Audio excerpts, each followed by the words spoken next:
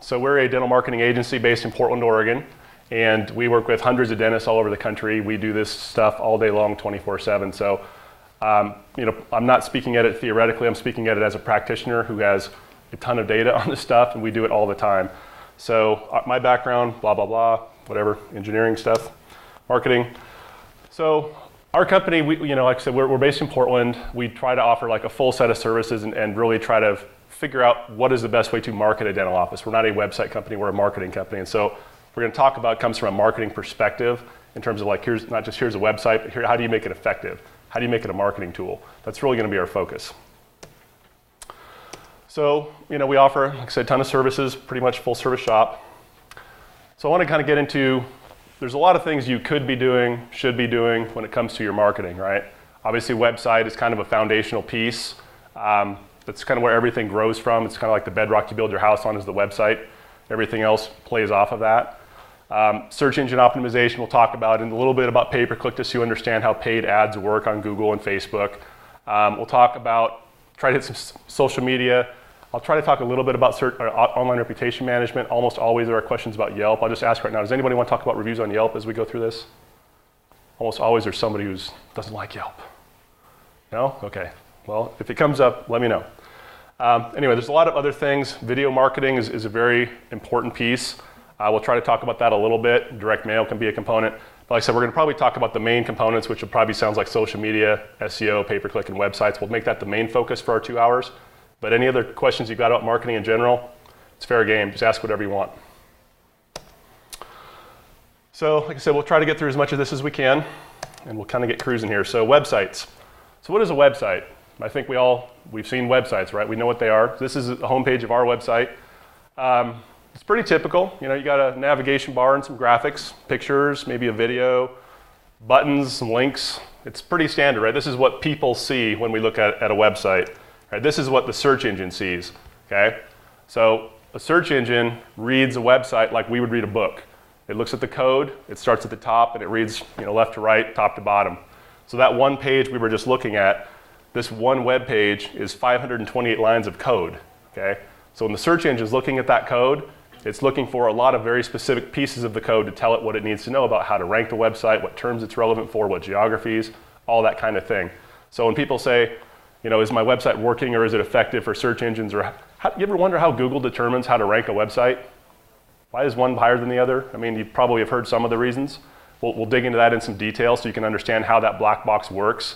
It's pretty complicated, but I'll try to make it as easy to understand as we can. So websites are really about two things. Right? There's two audiences is maybe a better way to phrase that. So you've got the audience for people, which is the most important audience, obviously. But then you've also got an audience for search engines. They're totally different audiences, different skill sets. They're looking for different things entirely. So we're going to go through and kind of explain what's good for search engines, what's good for people, how those kind of work together. And that's really, when you can do both of those things well, that's when you can have a website that truly produces the best results in terms of new patient generation, website conversion, all this. And we'll talk about all this stuff. So if it's built for people, well, what matters for people, right? The design, obviously, the layout, it should be nice and modern looking. You don't want something that's dated. It better work properly. If I click on a page and there's no content or it says coming soon, it's not a good impression. If I try to download a patient form and it doesn't work, it's not a good impression. So you want to make sure that the website functionally works. It's easy to navigate, right? If it's hard to find content on your website, that's not good. The rule of thumb with websites, for most websites, you should never be more than one navigation stroke away from any page on the website. So the use of drop-down menus and other cross-links are helpful so people can always find what they're looking for quickly. The last thing you want is when people get frustrated looking for something on your website, that's when they leave. That's not what we want to happen. Obviously, it should demonstrate expertise. There should be some sort of, now with a dentist, you're fortunate because the public already assumes that you're a doctor, you're a professional, you're well-trained. That's all true. So you don't have maybe some of the hurdles to overcome on a website like other practices might, like if you're a HVAC company or a plumber or something like that that's more blue-collar, white-collar, professional healthcare. They're already assuming your credentials are there, so you don't really need to spend a lot of time on that. It's really more about connecting with the audience, the potential patients. So that's where videos and some other things will come in handy, and we'll talk about a lot of that. Ultimately, so we want to educate them and all this stuff. But this last bullet's pretty important, and we'll talk about that as well. And it's not enough to just educate. It really shouldn't be an online brochure, right? A website should really encourage, it should educate them, but then get them to take the next step, which is call the office, request an appointment, fill out a form, something like that. We call that website conversion. We'll talk about that in a second. So what's built for search engines? So what do search engines like to see? Okay, we know what we all like to see because we're people, but we're not search engines, right? So search engines are looking for kind of a different set of criteria to understand what they think is an effective and useful website. Unique content. If you did not write all the content on your website, then odds are very, very good that it's duplicate. It's not unique. If it's like there's a lot of companies in dental that kind of, they'll be at the state dental shows. We are as well, but there are a lot of those folks who they sell templated websites with stock content. And there's nothing wrong with that for people. For search engines, it's a problem. Search engines like unique content, meaning it's not on any other website on the internet anywhere. They give a lot of quality ranking to people who have unique content. And so if you have not written content on your website, and we'll talk about this in the SEO section, one of the best things you can do is to rewrite that content yourself. It'll make a big difference for your rankings. One key topic per page, that's also important. So a lot of times on a dental website, you'll have like cosmetic dentistry. And we do veneers and bridges and inlays and onlays and crowns and all this stuff. And that's okay for people because we can understand, okay, this is a cosmetic dentistry page. These are all topics that are relevant. We get that. The search engine's not quite as smart as we are, right? So a search engine, anytime you have more than one topic on a page, it doesn't rank particularly well for any topic. So if you're going to have that overview page with all your cosmetic services, that's fine, but have a separate page, one page for veneers, one page for crowns, one page for bridges, etc. And then on each page, have unique content, optimize the code. We'll talk about that in a little bit. And if you do that well, the website will perform very, very well for search engines, or has the opportunity to. There's still other ways you can screw it up, but that will help. Code, other things, we'll talk about this other stuff in subsequent pages. Main point is, it's totally different, right? Search engines are looking for a totally different set of stuff than people, and that's how, if you optimize for both, that's how we can really get a good website. Which plays into this slide. So, you guys ever seen teeth like that guy? That's maybe an all-on-4 candidate, I don't know, that guy's got some issues. So I like this slide because it kind of, it's a good analogy. Websites, if you put it up there and it sits there and you don't make any changes to it or any updates to it, it's going to basically be useless in terms of a marketing tool. Now, it may be okay for your patients to go get your office hours or directions or download your patient forms. That's fine.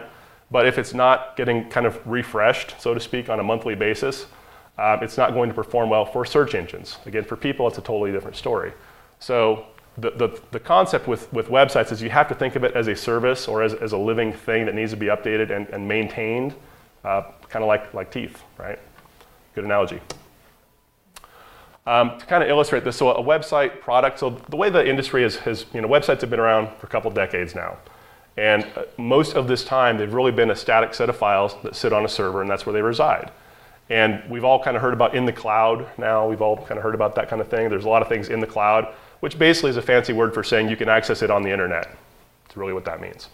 So if you can have a website that's really dynamically being updated and things like that in the cloud, it's going to perform very different. So you can have ongoing updates. It's much faster to get response time and things like that. So this product model, which most people have, and which is really the industry predominantly, is this product model.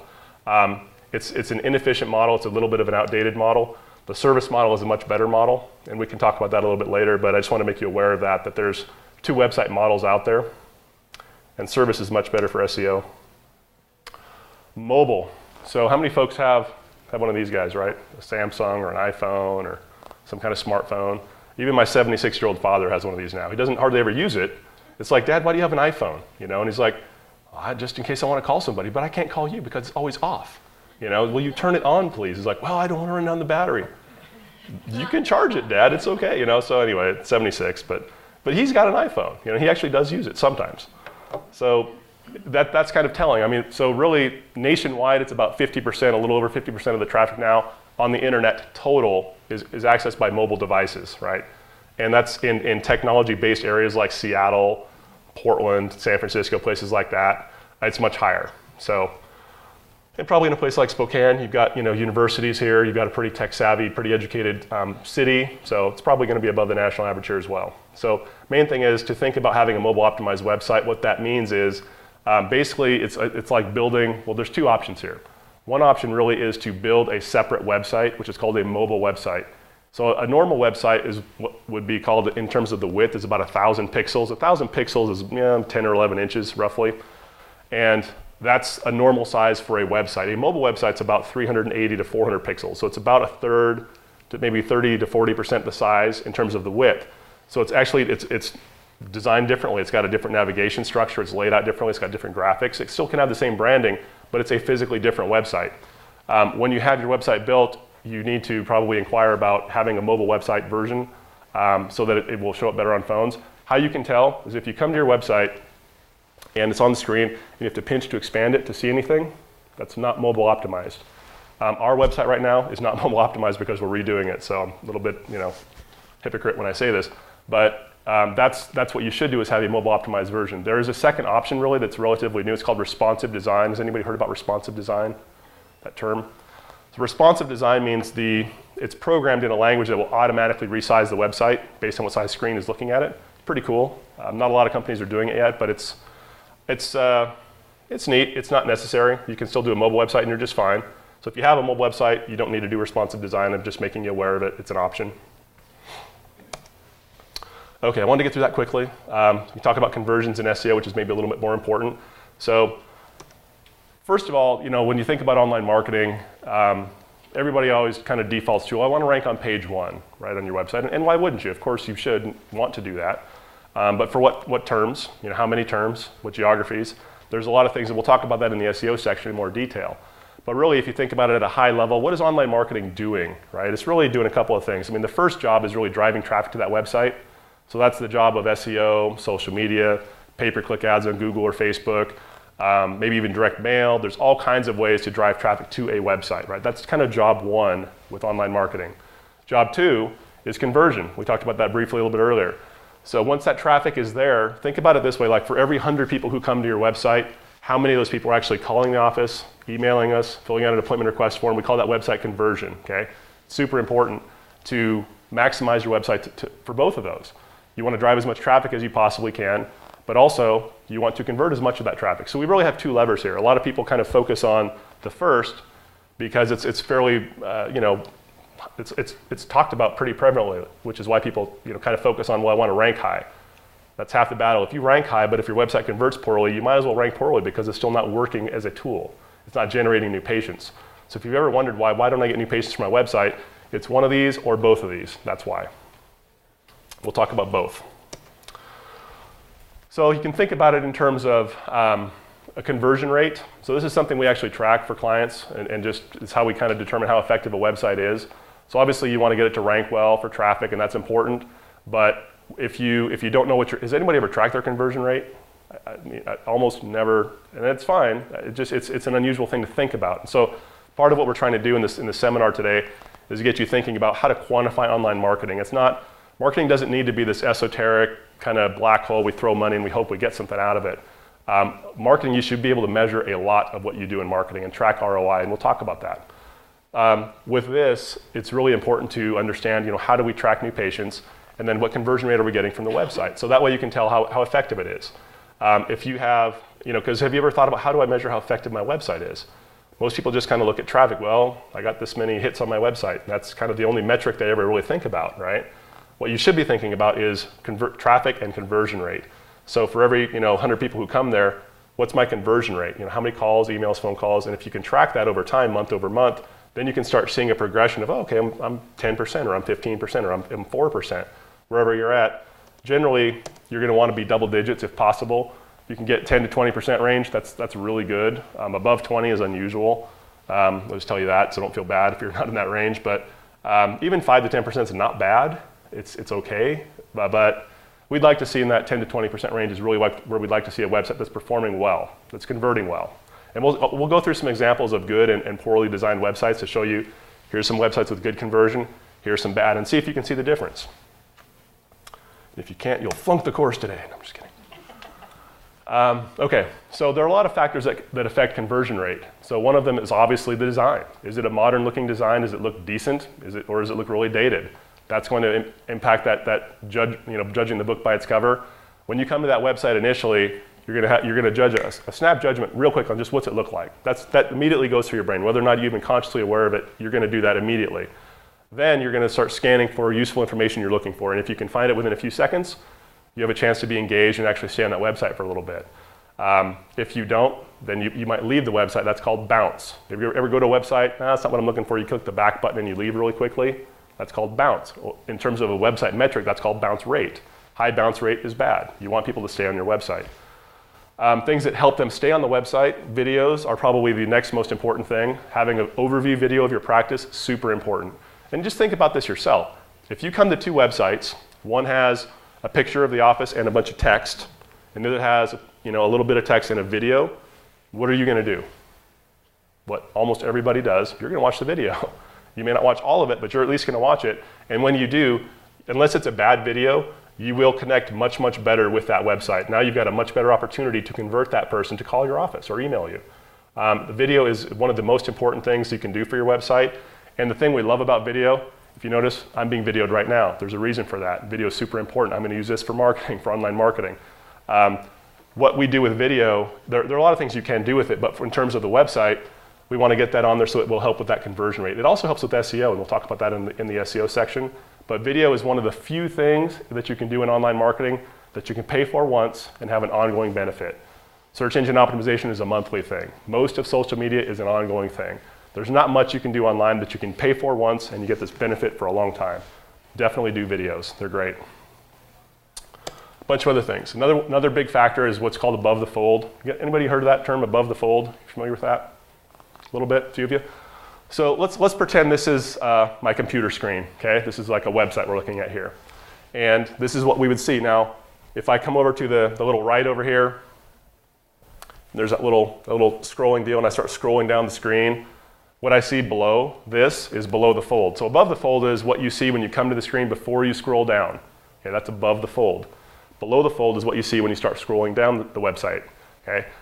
Above the fold varies based on the size of your screen, right? If you're on a mobile device, what's above the fold is totally different than what I would see on my laptop or what you would see on a big desktop, right? It also varies by your browser. It varies by your screen resolution setting. Is it a 1600 by 1200 or smaller? So all these things affect above the fold. So there's not like there's a magic point on your website, oh, that's my spot. It doesn't really work that way. The concept is, in general, the things that matter most for conversion, you want high up on your website, okay? You want your contact information, like your phone number should be in the top banner on every page. Your find us, like a contact us button should be on every page up there. Request an appointment button should be up there again on every page above the fold, not just your home page. A lot of websites make that mistake. Every page should have this information on it. Easily to find up on the top somewhere. Okay, let's do some, these are fun. So let's look at a few of these. This was a dentist. I can conceal his identity, protect the guilty here. So he's on the East Coast, so I'm sure none of you know him. So I do a lot of webinars, I speak at a lot of conferences, and so he came to me after a webinar I did, and he said, hey, can you analyze my website? It was interesting what you talked about. Sure.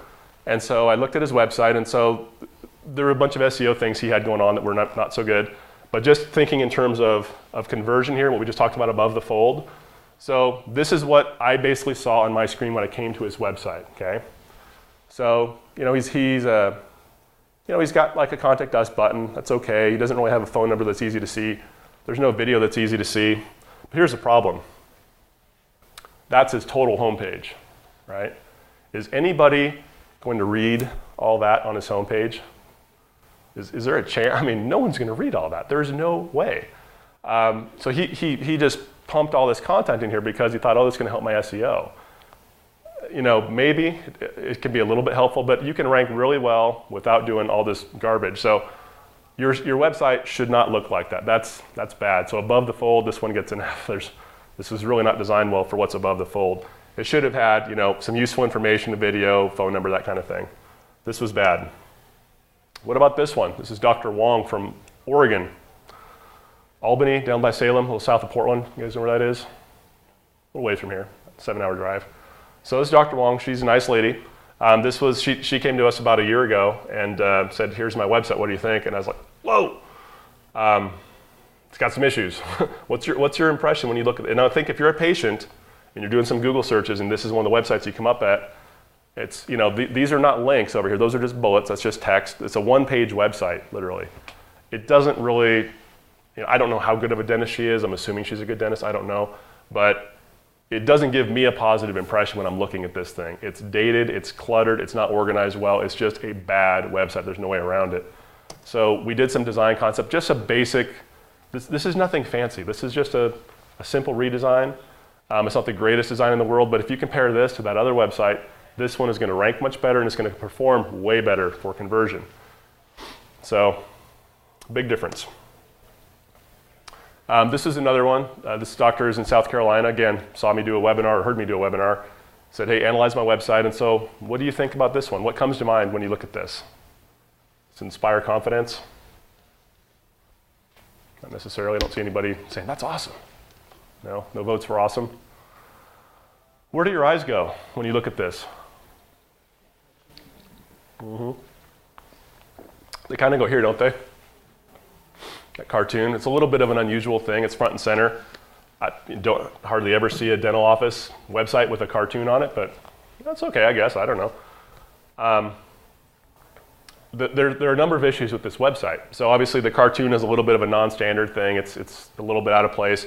It's also got a dual navigation, so there's a navigation going across the top horizontally and then down the side here. So it's a little bit of confusion. Where am I supposed to click, right? Now he does have Call Us Today up there, that's top right with the Contact Us button, so we'll give him some points for that. It's easy to find that. Then we've got a strange little photo montage down here and then a stock photo over there. So it's not, this website has a lot of room for improvement, we'll say it that way. It could be a lot better. So here's a more traditional design, right? This is some good things about this website and maybe some things we can improve. One of the things we like about this is it's got conversion. So phone number and contact us, easy to find, top banner. It's on every page, that's good. It's pretty obvious we want it to happen, right? Phone call, contact us, call today, big bold, appointment request, big button right there. It's on every page.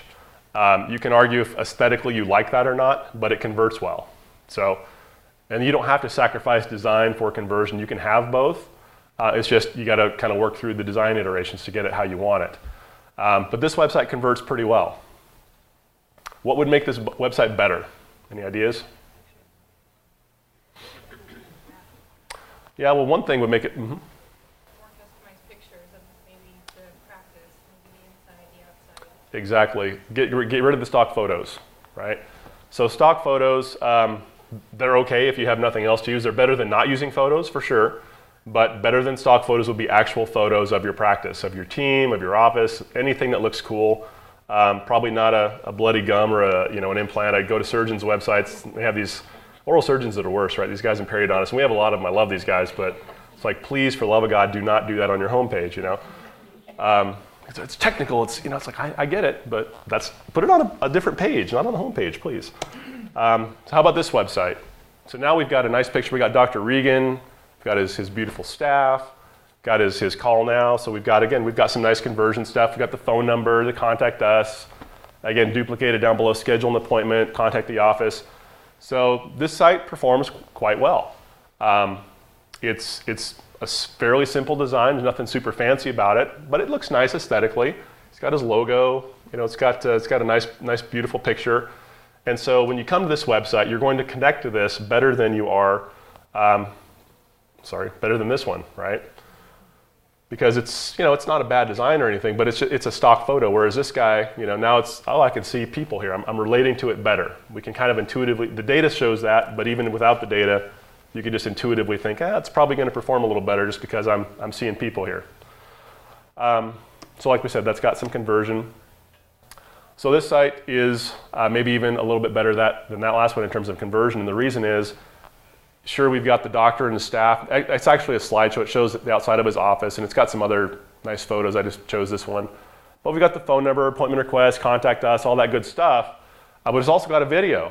That's the start of the video is above the fold. So this website performs very, very well for SEO and for conversion. And it's not because we can all argue about what designs we like and don't like. I'm just putting that aside for a minute and just try to think objectively in terms of what the search engine is seeing and how the website's performing. This site performs very well because it's got those fundamental elements. We've got customized photos, we've got a video, we've got clear call to action. Those are important elements you want on the website. Now, there's a million ways to organize those elements. My only point is it's got the elements and it works better than websites that don't have those elements. Does that make sense? Questions about this stuff? What if you don't have a website? How's your conversion rate? That's kind of a problem, right? And there's still a lot of dentists who don't have a website. And the reason is, of course, dentists historically didn't need to do marketing, right? 10 years ago, there weren't classes like this at dental conventions, or even certainly not 20 years ago. We have a lot of dentists who are in their 60s and said, you couldn't even market when I started. They regulated the size of the font on your sign and what you could have in the phone book. And so it's changed. Your industry has changed dramatically over the last 10, 15 years. There's still, consequently, a lot of folks who don't have a website because it's always been traditionally and primarily a referral-based type of business. That's fine. The best form of marketing is your patient referrals, absolutely. Hopefully that's always your best form of marketing. Your biggest source of new patients should always be that new patient. That's probably the biggest thing you can focus on beyond all this website stuff. The most important thing truly is nothing I'm talking about. It's patient referrals. That's a separate seminar. Maybe I'll do that next year. But for today, we're going to talk about the online stuff. So if you don't have a website, the problem is, so the way it used to work, right? Talking to my neighbor, Bob, and Bob says, hey, I had a great experience with my dentist. He just did this, or you're in pain, and now the pain is gone, or you just got some cosmetic work and you feel more confident. But whatever the reason, you start talking about your dentistry. It happens a lot. And so if my neighbor Bob says, Ian, you should go check out this guy, Dr. Smith, he's awesome. I'm like, cool, well, what's his name? Oh, Dr. Bob Smith, great. What am I gonna do? What's the first thing I'm gonna do? I'm gonna go on Google, I'm typing Dr. Bob Smith in the city I'm in, and I'll look him up. And if he doesn't have a website, now I may still find him by his health grades listing or his Facebook page, and I may still make my way into that office. But if you don't have a website, you are losing referrals, I guarantee it. I can't quantify it, I can't prove it, but I promise you, you're losing referrals if you don't have a website. It's not a good thing. Okay, that's websites. I tried to cruise through that quickly. How are we doing on time? 26 minutes, not bad. Any questions on websites before we get into some of the meat here?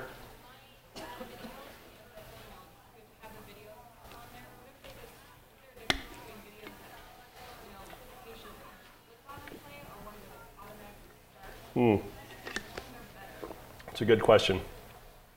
As far as SEO, it doesn't matter.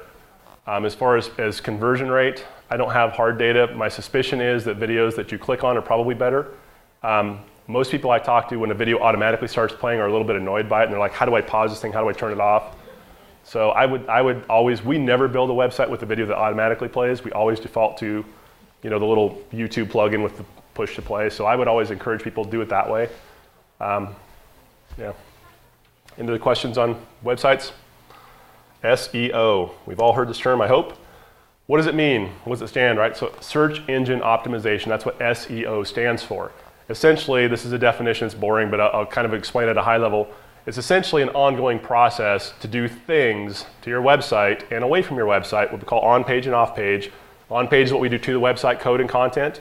Off-page is what we be doing with directories and social media and link building and stuff like that. But it's an ongoing monthly activity that happens to show search engines, hey, we're important, look at us, rank us high, to get the website to rank well for a lot of terms in the appropriate geography over time. That's essentially, in a nutshell, what we're going to talk about for the next 45 minutes in some detail. So it's the way the search engines work, and the reason it has to be this way. Most websites are indexed, which means they're read and indexed. Index means when a search engine comes to your website, it reads through every page it can find on your website and it stores it. You ever wonder how Google can look at, when you do a Google search, it returns 2 million results in half a second? How does it do that? You ever think about that? I mean, number one, they've got a gazillion servers, right? They've got more computing power than the government, literally. But really how they do that is because constantly, every 30 days or so for an average website, every search engine comes through and on average, and it will read your website and store it. It's going to find every page, and it's going to do what's called caching it. Have you heard the term cache? So cache is when it takes a snapshot of your web page, of each web page, and it stores it on Google servers. So all your websites are already stored on all the search engine servers. It's sitting on there right now. Okay? So when you do a search, it's not going out to the internet and looking at all these websites. It's going to its own servers and scouring what it's already analyzed. Okay, that's kind of how that works. So every 30 days, they come back, and they're going to compare it to what it saw 30 days ago. Search engines will go on a page-by-page basis and compare your website to what it saw on your website 30 days ago. If nothing has changed, your rankings will not go up for sure. They might stay the same. They might go down.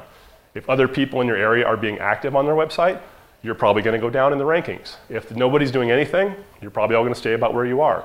That's unusual because most people are doing something with their website to get on page one. If you want to be on page one, you're not going to get there without doing something actively. That's why it has to be monthly, because search engines work mostly on a monthly cycle.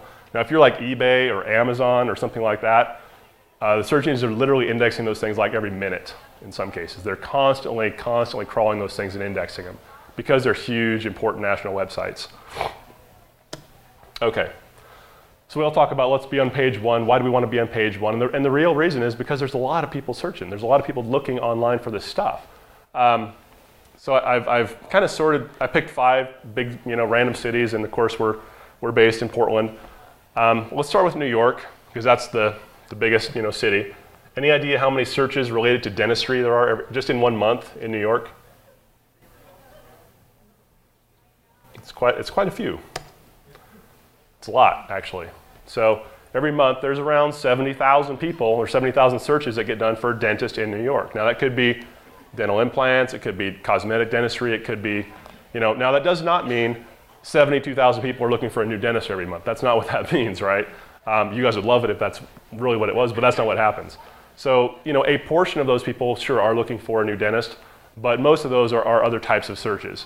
But the bottom line is there's a lot of search volume. Even in Spokane, there are thousands and thousands of searches every month for Spokane-related dentistry.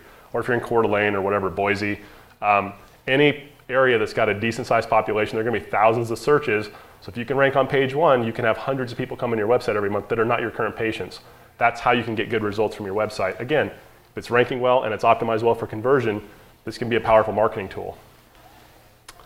A lot of benefit to ranking well. Even in small cities, though, like we have a client in Milwaukee, Oregon, which is 20,000 people. It's a little suburb of Portland.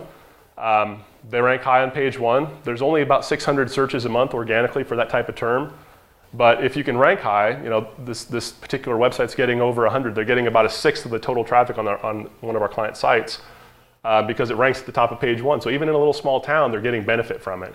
So you shouldn't ignore it if you're in rural Idaho or someplace like that, or even rural eastern Washington or Oregon. There is real benefit to still having your website rank well. Okay. I'll skip to this slide. Essentially, Google is about 2/3 of all the search volume. And so this is why when we talk about search engines and SEO, we really talk about Google, because Google is about 65 to 68% of all online searches Google. Yahoo and Bing are second and third. Bing is about 16, 17%-ish. And then Yahoo is more like 10. So they're not even close to Google. That's why we always talk about Google. It's the big dog. So last little point here too, and I think we talked about this earlier. This slide has to really to do with the difference between search engines and people. They're really two different things. And so the problem with a lot of websites, we analyze a ton of websites. And the reason is it's not hard to build a website. You can go into GoDaddy and get a free template, or you can buy a templated website, or you can build it yourself, or you can hire a graphic designer. And there's a million people who can build a website. There are very few people who really understand search engines. Fewer yet people who understand both. So the key is when you're looking at doing this stuff, I'm going to educate you in this SEO section about the questions you need to ask. How do these search engines work? So you can ask the right kind of questions when your website's being built, or if you've already got one, go back to your website company and say, hey, do you do these types of things, or can you help me with these kinds of things? I'm going to show you how this stuff works so you can get your website to perform a lot better. Because they're different skill sets. So if you have your cheat sheet notes, and also I noticed some people came in late. I'll put these up here, but we have a bunch of outlines, notes. So if anybody wants these, I'll put them up here, I guess. If you'd like to, if you'd like to grab some of those. So essentially, there's a lot of traffic on the internet, right? Millions and millions of searches going on. Any idea, how many people are clicking on paid ads, which would be, so like this red box in the top and the red box on the right side. Those are paid ads, we'll talk about that. This green box, this is the organic section. So this green box, this is what the search engine is returning to you based on what it thinks is most important. irregardless of if they're being paid or not to show it. Now, the ads, obviously those people are paying money to be there, and that's fine. We'll talk about that next. But any idea what percentage of the people, like how many of you guys click on ads? Anybody click on the ads sometimes? Not much? So it's about 6% of the time people click on the ads, okay? But the vast majority of clicks are organic. So I'm going to talk primarily about this. This is the most important piece, is getting to rank here. But we'll also talk about the ads and how that works so you understand that. So SEO is complicated. It's job security for people who do it. It's aggravating for people who do it. So Google's algorithm, just Google has over 200 individual variables, things that they look at on their algorithm to figure out how should I rank the website. If you could bucket a lot of that stuff up, we'll talk about that, but there are tons and tons of things that it looks at to figure out how to rank this website. It's very complicated. It changes frequently. They'll literally will make, in some cases they've made hundreds of changes in a year, almost daily. But most of those changes, thank goodness, are we'll say insignificant in terms of search. They're really more tweaking the algorithm. But 3 or 4 times a year, they'll make a big change that significantly affects how we have to do things to get a website to rank well. So we're constantly jockeying and moving our strategy around based on what Google does. It's a source of heartburn for us, believe me. You don't want to forget about Yahoo and Bing, but really you optimize for Google is the most important thing, and then where you land on Yahoo and Bing, you land. It's not a good idea to try to optimize for 2 or 3 search engines at a time because they rank very differently. Kind of a funny story, a couple years ago, Bing, so engineers at Google, so Google's been dominating search for a long time, right? And Bing's always kind of like trying to catch up, and they're probably like this really frustrated younger brother that just like the older brother keeps beating him up, and I'm gonna get you someday, and you never will, at least not anytime soon. So Bing, they actually, for a period of time, this was in the news a couple years ago, I don't know if anybody saw the story, Google caught them actually copying Google's algorithm to a degree. What happened, what Bing did for a while, is if you did a search on Bing, what Bing did is it actually went and did a Google search, came back and returned you Google results. But it was on Bing. So it was a Bing, search engine, I guess. And so Google engineers suspected this was happening, and they put some specific bogus results in some of the searches, and then they went on Bing and did them, and then they proved to Bing, and Bing Microsoft is denying it, and of course then they got caught, and they had to say, oh well, we were just doing some experimenting, and it looked really bad for them anyway. So everybody's trying to catch the big dog. That's Google. So if you could take these 200 plus variables and bucket it into like 3 of the biggest buckets of stuff of these 200 variables would be code, content, and links. And we'll talk about each one of these in some detail so you understand again how these websites work and what you can do to make them work better for you. We'll talk first about code a little bit. So one of the things, there's a lot of little pieces. I'm going to talk about just a few of these. I don't want to bore you to tears and try to make you into programmers today, but there are a few things that are important. If you ever come to a web page and you got the little tab up top there where it says dentist in Austin, Texas. So that text is from what's called a title tag. A title tag is, again, it's a piece of that code that tells the search engine, so this, you can't read this, but it says title, dentist in Austin, Texas, dentistry and comfort, blah, blah, blah. Well, that's exactly the text that's displayed up there because in the code, we've told the search engine what text we want displayed up there. That's what the title tag does, okay? It's not a huge deal, but it's important. If you don't have a title tag, it would say like home or something like that. This is easy stuff to do for whoever's building your website, but I just want you to be able to look at your website and see, do I have some of these code things? Okay, and then you can ask your website people, can you optimize my meta tags and stuff like that? Meta tags. So again, you probably can't read this. The top one here gets a thumbs down because it's got, and I'll read it to you, it says stuff like dental, cleaning, diagnostics, extraction, sealants, whitening, insurance, family, dentistry. So it's got a bunch of terms. The problem with that is there's no geography associated with it. It doesn't say Spokane family dentist, it just says dentist. Or it just says, insurance or family. Those terms individually mean nothing to a search engine. It's what do you want your website to rank for family? Do you want it to rank for insurance? Of course not, right? So the tags, the search engine is looking at these things to understand what is your website about. It's looking for, it's like, hey, give me some clues. Help me out here. What are you about? What should I rank your website for? If you don't do the tags and if you don't do this part of the code right, you're already starting out at a big disadvantage against websites that are doing it properly. It's fighting an uphill battle. If you do the code properly, it doesn't mean you're going to rank highly, but at least you're giving yourself the opportunity to. If you do it wrong, you have no chance to rank highly. So it's important to get some of these basic code things right.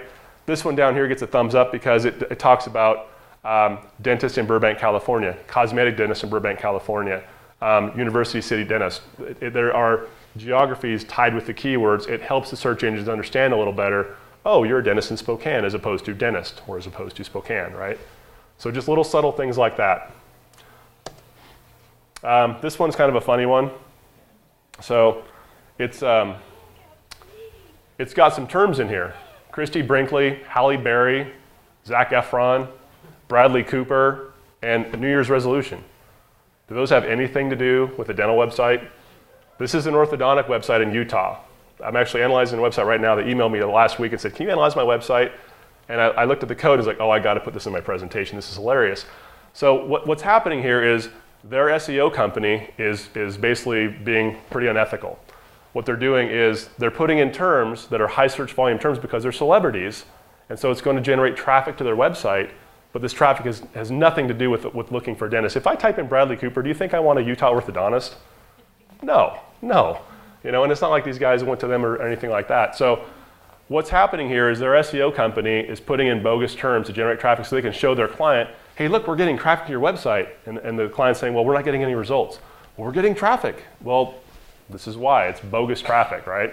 So the code, you know, again, if you're not sure how to do this stuff, you know, we will offer you to do a website analysis of your site for free if you want us to, so we can do a check. This is unusual. I'm not trying to scare tactics. This is unusual to have this kind of BS going on your website, but this is the kind of stuff that happens. So I'm just trying to make you aware of it. And it's kind of fun. I was surprised when I saw this. I don't see this kind of thing too often. Here's another thing that can kill you in the code. So this is a dentist in Oregon. Again, he said, hey, can you analyze my website? It's not ranking well. I type in my name, I can't find my website. I type in the practice name, I can't find my website. It just doesn't show up. Can you analyze it and tell me what's wrong? Sure, I'll take a look, right? So we go in and in about 2 minutes, it's like, oh, I figured out your problem. Line 15 in your code. It says meta name equals robots. Okay, what a robot is the bots. Remember we talked about crawling and indexing your site every 30 days?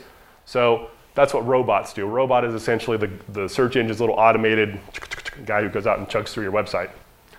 So it says content equals no index, no follow. Well, what no index, no follow tells the search engine is do not store my website, do not show my website in search results. I'm invisible, don't show me, I don't exist. That's what that tells the search engine. Why would you do that?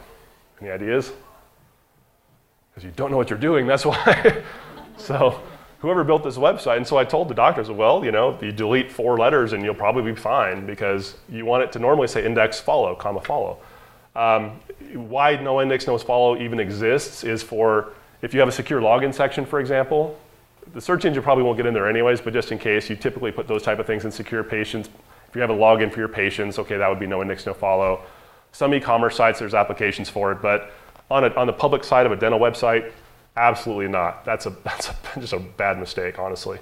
Again, this kind of thing doesn't happen often, but I'm trying to demonstrate the importance of the code. If you don't do the code correctly, it can kill your website results. Last slide on code, I promise. We're done with code. Okay, this is a dental office here in the Northwest. It's got a nice picture of the waiting room. Nothing wrong with the picture, nothing wrong with the content. The problem is the name of this image is office-inside.jpg, JPG. That's just the name of the graphic file, right? So again, I'm a person, I see the picture, that's fine. I'm a search engine, I read this, I see office inside. What does that tell me? Does it tell me anything useful? Does it tell me what your business is, where you're located, what you do? I know nothing from this, right? What should this image be named? Dentist Spokane, cosmetic dentist Spokane, dental implant Spokane, whatever it is that's on that page. The point of this slide is whatever web page you're on, any images on that page should be named with keywords for that page.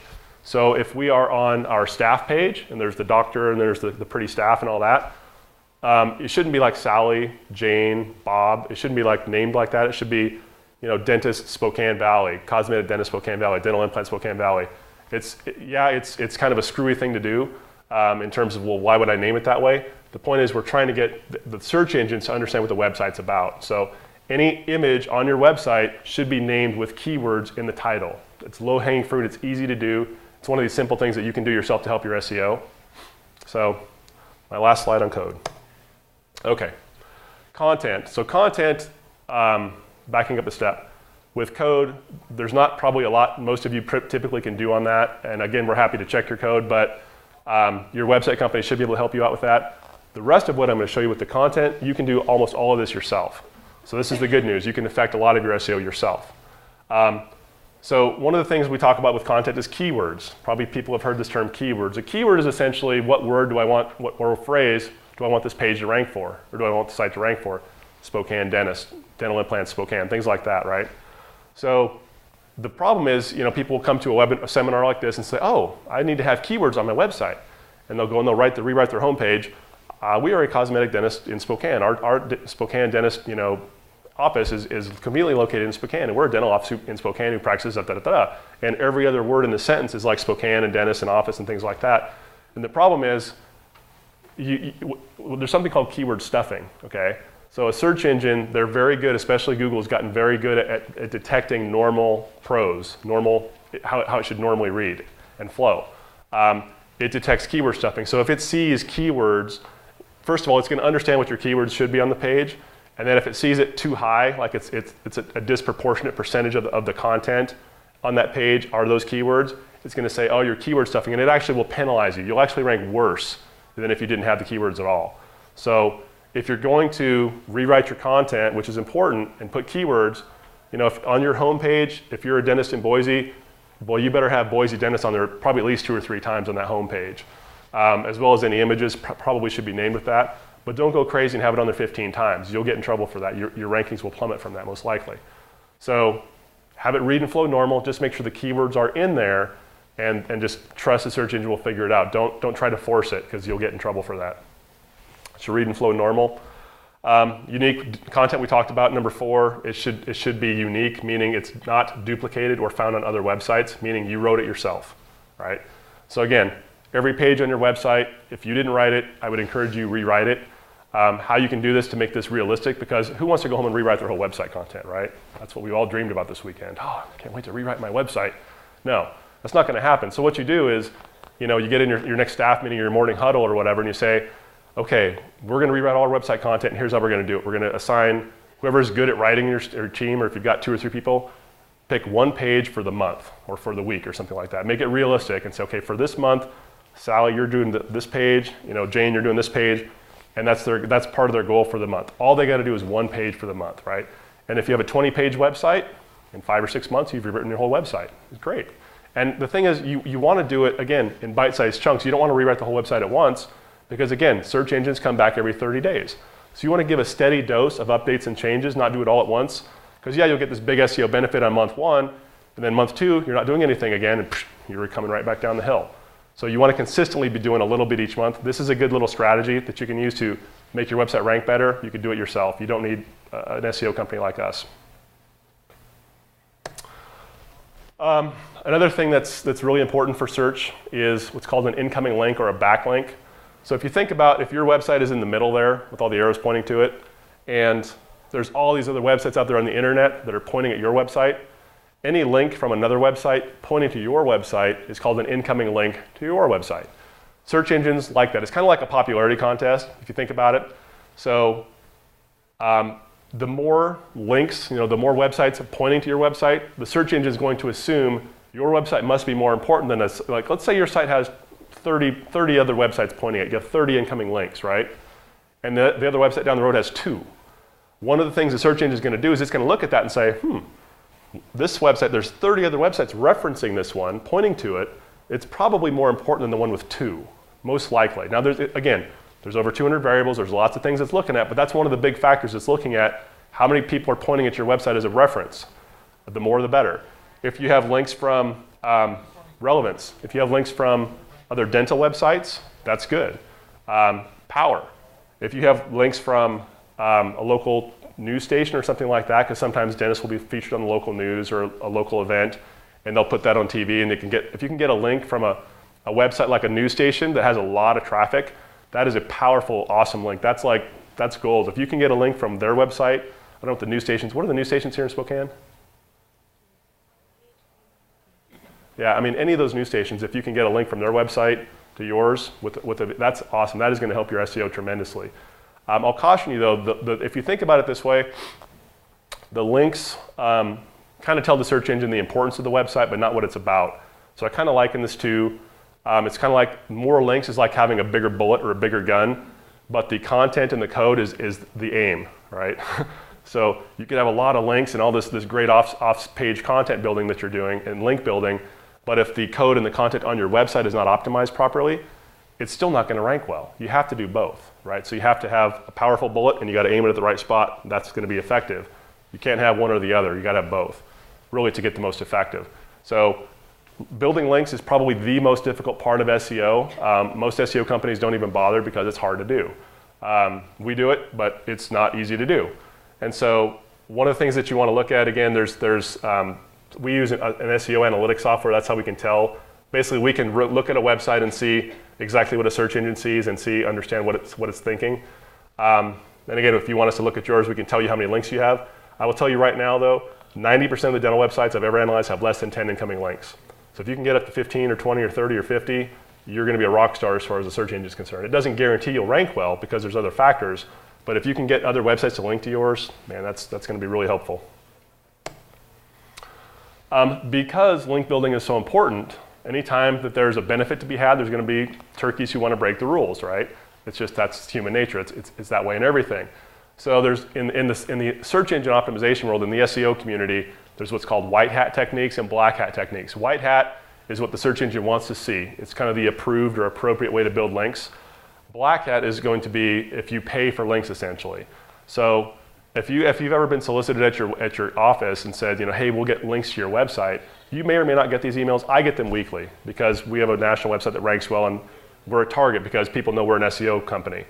And so I get solicitations every single week saying, hey, we can build links to your client websites and we'll charge X amount of dollars for links. That's black hat. That's total 100% black hat. If you do that, Google will figure it out eventually, and when they do, you'll be in trouble and your website will drop big time. There's a detailed case study I normally do, but due to time, I'm going to tell you really quickly. JCPenney got in trouble about 2.5 years ago. They did a big national SEO campaign, hired this fancy company in New York. They were ranking on page 1 for hundreds of search terms from October to January. What season is that? What do we call that? That's the money-making season, right? That's holiday shopping. So they made a boatload of money because they were like, if you typed in Samsonite luggage, the JCPenney website ranked higher than the Samsonite website. That's extremely difficult to do. I mean, unless the Samsonite website is just a piece of junk, which it is not, that's really, really hard to do. But they were doing that. They were outranking the actual manufacturer's websites for a lot of search terms. Well, those in the SEO community noticed this and were like, wait a minute. And so what happened was a New York Times reporter got a tip from somebody, I don't know who, but he did this investigation, hired an SEO guy, and they figured out that Pennies, they claimed they had no idea, and maybe they didn't, I don't know.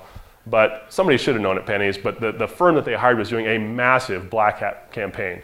They literally built tens of thousands, paid for tens of thousands of links from all these bogus websites to point to the various pages on JCPenney's website. And really within a month, I mean, their rankings just went through the roof good. Now what happened was as soon as Google figured out what was going on, which took them about 4 months, which is surprising, Google kind of was a little bit embarrassed by that because normally they catch it pretty quick. They made an example out of them and they published it in the New York Times. And it was a national news. Again, it was about 2.5 years ago. So again, if you're not in the SEO community, you might not even notice the story, but they basically, in the span of an hour, their entire website went from ranking on page 1 to about page 7. So what that means is 70 to 80% of the people don't go past page 1, and it's about 98% don't go past page 3. So if you're on page 7, that's essentially an online death sentence. That means you're getting no traffic for a while. We're making an example out of you. And so it was really embarrassing to Pennies, but it happens. Black hat is a huge deal in e-commerce. This is largely irrelevant, I would say, most of the time for you guys. It's more of an awareness thing so you know about it. You guys, honestly, you're not big enough fish for these guys to care about because your businesses aren't $100 million or $1 billion. So Pennies, companies like that, for sure, those are big targets. I have only seen maybe a couple instances, I think of 2 dental websites I've ever seen with black hat stuff, and I'm quite sure the dentist had no idea what was going on, so it's rare. I would say it's very rare. But just understand, if people are saying in your SEO, if they're doing your SEO, ask them, are you building links? If they say yes, how are you getting those links? If they say anything about paying for them, run. Absolutely do not hire them. That's going to get you in big trouble as far as your rankings. That's black hat, don't do it. White hat techniques would be having posts on social media, filling out directories like Manta and health grades and things like that. being active on Google+. It used to be online press releases were pretty effective. They don't really have any SEO benefit anymore. Getting filled out on directories. There's a lot of things you can do to generate some backlinks. Some of them are more effective than others, but in general, those are useful things to do. Anything you can do to proactively create positive content on the internet about your office is a good thing to do. Google's getting very good at looking at the holistic presence on the internet, not just your website, your social media activity, your involvement if you're doing blogs, if you're active in Google+, if you're posting videos on YouTube. Google's getting very good at looking at your total activity on the internet and ranking your website corresponding to you as a content provider. Meaning if you're adding valuable content to the internet, they're going to reward your website for that. It's pretty cool. And it's probably how it should be. There are other things that affect the importance of how your website ranks. Actually, one of them is the age of your domain. So if you have a website that's been around for like 10 years, even if it's a bad website, keep that domain because that's going to be very important. The longer it's been around, the more Google tends to weight that as a legitimate business because, oh, it's been around this long. I was in San Diego about 4 weeks ago, and I spoke at a conference down there, and I met with a dentist afterwards, and we analyzed his website. He ranks #1 for dental implants in San Diego. That's not easy to do. I was impressed, and I was like, wow, that's pretty impressive. So I looked at his website, and I'm like, well, his content's not that good. He doesn't have too many incoming links. A couple of videos, I'm like, this guy shouldn't, he's lucky to be on page 1. And so I'm like, I just on a flyer I said, how old is your domain? How long is this website? Oh, 25 years. I had one of the very first domains in San Diego. Here we have it. So he had one of the original website domains for San Diego for dentistry, and it had been live that entire time. Well, Google, a 25-year-old domain is like the holy grail. I mean, you can never get a domain like that, you're good. So he's literally ranking #1 in San Diego for dental implants, not because of his SEO, simply because he has a really old domain. That's unusual. But again, if you have an old domain, keep it. A lot of other stuff, but we don't have time.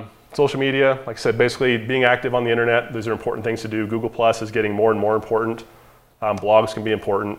Understanding the process. So it's not unusual, that you can get results fairly quickly with doing SEO, but typically you should plan on 3 to 6 months. So if you start doing SEO activities, you might see a benefit within 30 days. Sometimes you certainly can. If it's a competitive situation or if your website has a lot of issues, it might take a little longer, but typically within 3 to 6 months, you should be doing this. So if you're paying an SEO company, if they want to do a contract, never agree to more than 6 months, because if they can't get you results in 6 months, they're probably not going to get you any results, most likely. Not always. We've honestly had a couple of clients that it's taken us longer than 6 months to get acceptable results. It does happen, it's unusual, but I would say in terms of a contract, don't ever agree to a 12-month contract for SEO. It's unnecessary, and it just shows that they're not confident in what they're doing. I wouldn't do that. Like I said, it's not all about being page 1, because yes, you want to rank on page 1, absolutely, but there are a lot of ways to drive traffic to a website. If you're active on Google Plus and YouTube and posting blogs, you can drive a ton of traffic to your website.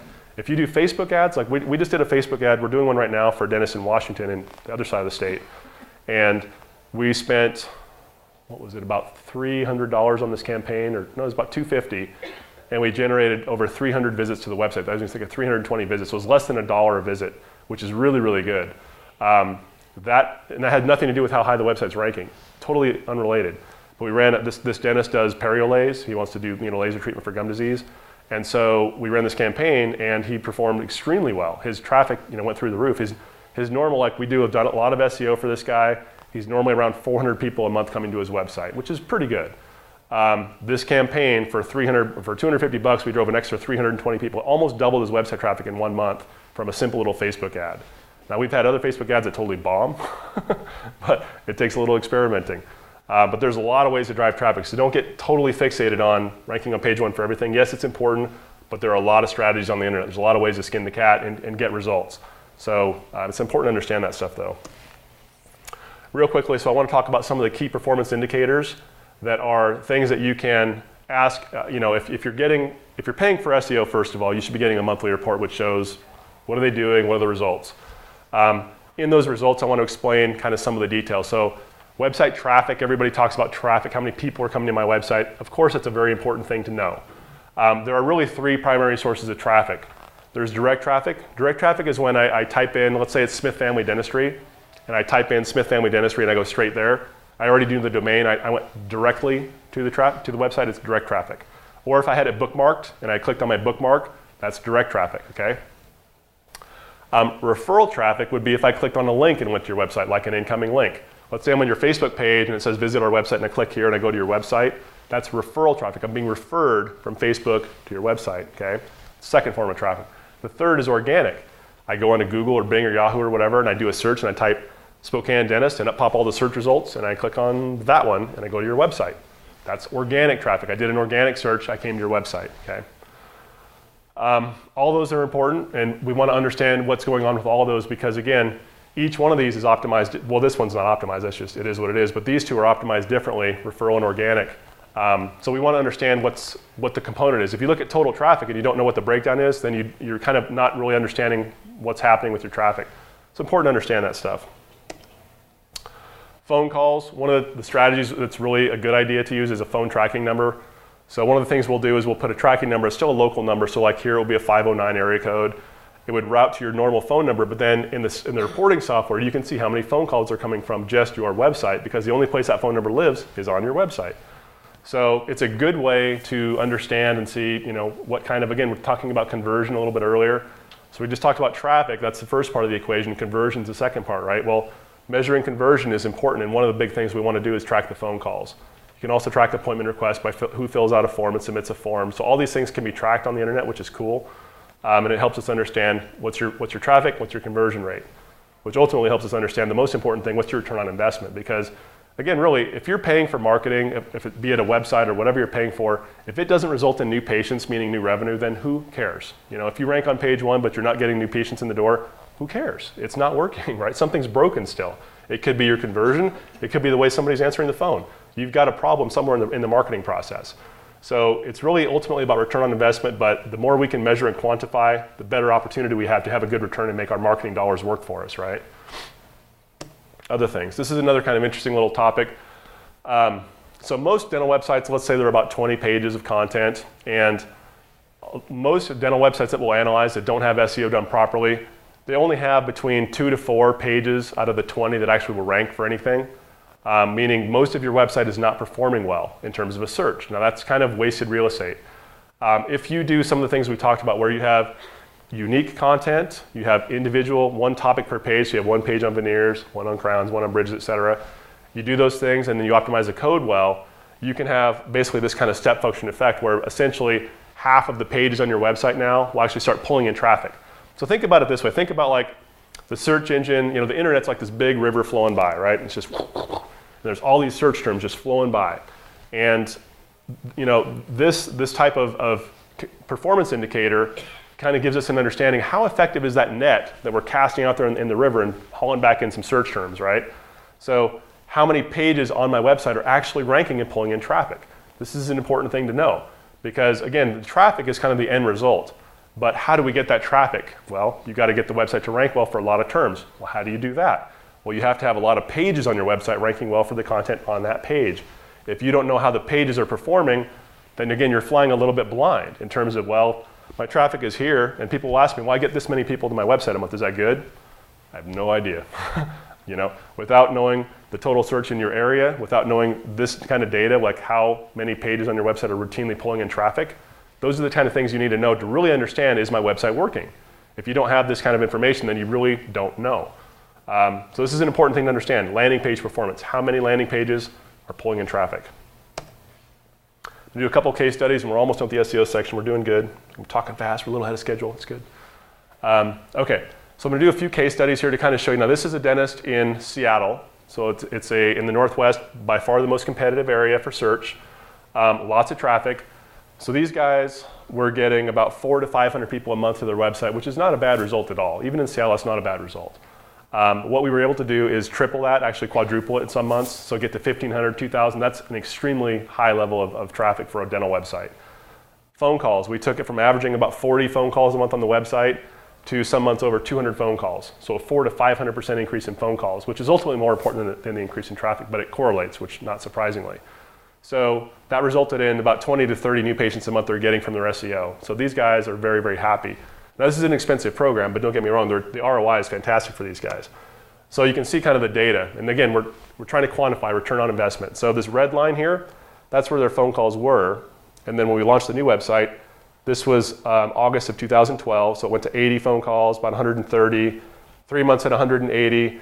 And then this is like 2000, this blue kind of purple is 2013.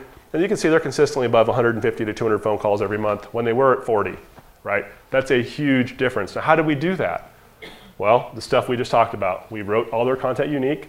We had individual content on every page. We optimized all their code. We did link building. The stuff I just told you, that's what we did to do this. 20 to 30 new patients a month. That's unusual. I will say that's not a normal result. That's a really good result. Traffic, again, you can see what happened with the traffic. It went from 500 to 1,500, and we've had some months over 2,500. So it was really, really good. That's unusual. This is a pediatric office, also in Washington State. So different kind of a deal here. So the previous website had been live for years. So we had the benefit of an existing domain that had been live for a while. That helped us. This was a brand new domain, nothing going. So it was kind of a more of a worst case scenario. Even so, you can see the phone calls ramped up from 50 to about 150 to about 200 phone calls in the first 3 months. Same thing, the traffic just took off. So it's possible to get results. So the reason I want to show this slide is to understand, so how long does it take to get results? Sometimes it takes 6 months. Sometimes it's right away. It really depends. I wish I had, honestly, we have hundreds of clients. I still don't know. I cannot predict it. I wish I could. It's not that predictable. In general, I can say 3 to 6 months most of the time, but SEO is complicated. It doesn't always do what you think. I'm just being honest. It's not always a sure thing.